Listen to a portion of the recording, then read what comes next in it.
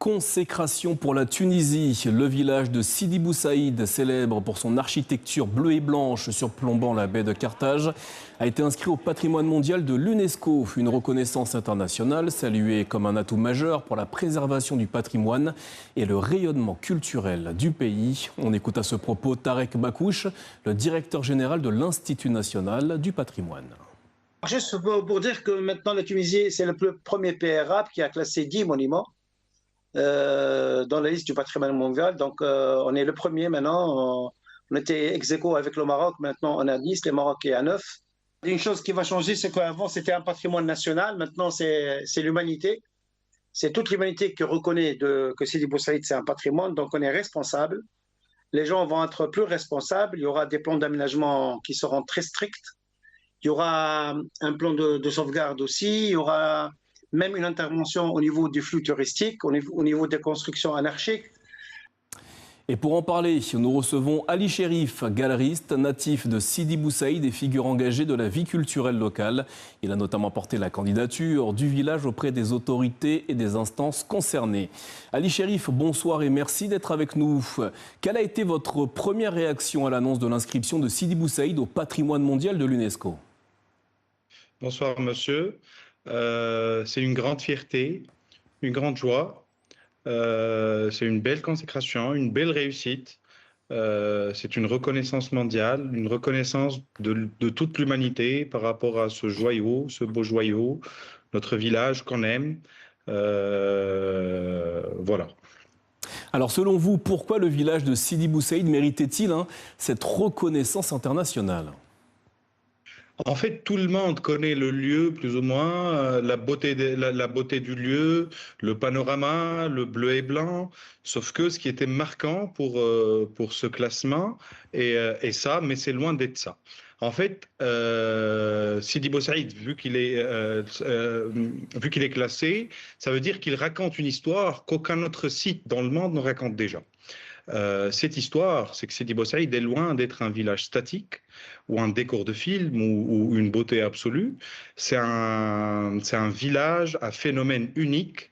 C'est un village sanctuaire enrobé et enrichi d'urbanisme traditionnel arabo-musulman qui constitue un témoignage exceptionnel de la tradition des fondations villageoises basées sur une relation symbiotique entre l'autorité spirituelle d'un saint, le grand saint soufi Abou Saïd, et le pouvoir temporel d'une dynastie régnante. Aujourd'hui, c'est un village qui vit, malgré le tourisme, malgré le surtourisme, malgré qu'il est visité par 1 million de visiteurs par an, il y a encore des habitants, il y a un mode de vie spécial, il y a encore des traditions hebdomadaires, mensuelles, semestrielles et annuelles, autour de ce village et autour de ce saint.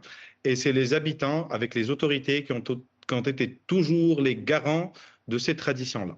Alors, vous avez porté cette candidature. Combien de temps a duré ce travail et quels ont été les principaux obstacles ? En fait, c'est un travail, le projet de classement, c'était un rêve et un souhait qui était déjà là depuis des décennies. Beaucoup de monde ont essayé, il y a eu beaucoup d'études, mais là, avec l'Institut national du patrimoine, depuis 2 ans et 3 mois, 2 ans et 4 mois, ça a pris une tournure sérieuse.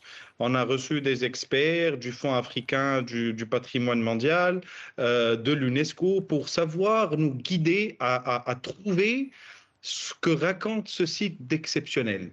Parce que les sites, les beaux villages autour de la Méditerranée existent un peu partout. Mais là, il fallait trouver ce que raconte ce village, pourquoi ce village est unique, en fait, pourquoi il mérite d'être classé. Donc, ça a été 2 ans et demi de travail, d'acharnement, de beaucoup de rédaction, beaucoup de recherche, avec une belle équipe polyvalente, avec des architectes, des gens qui travaillent au ministère, à l'Institut national de patrimoine, des résidents, des experts. Et il y a eu des échecs, il y a eu des moments de désespoir. Et heureusement, aujourd'hui, avec tout ce qui s'est passé, il y a eu le couronnement et cette victoire, cette reconnaissance mondiale. Quand toute l'humanité reconnaît un endroit qu'on aime, je ne trouve pas les mots pour dire autre chose.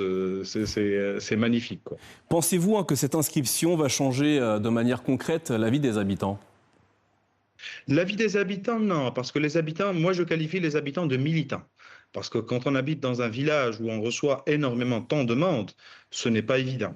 Quand on habite dans un village où il y a un enjeu économique grand, et choisir de rester résident que de changer de vocation, c'est des militants. Donc là, en fait, avec le classement, je pense qu'il va y avoir plus de responsabilités, une prise de conscience.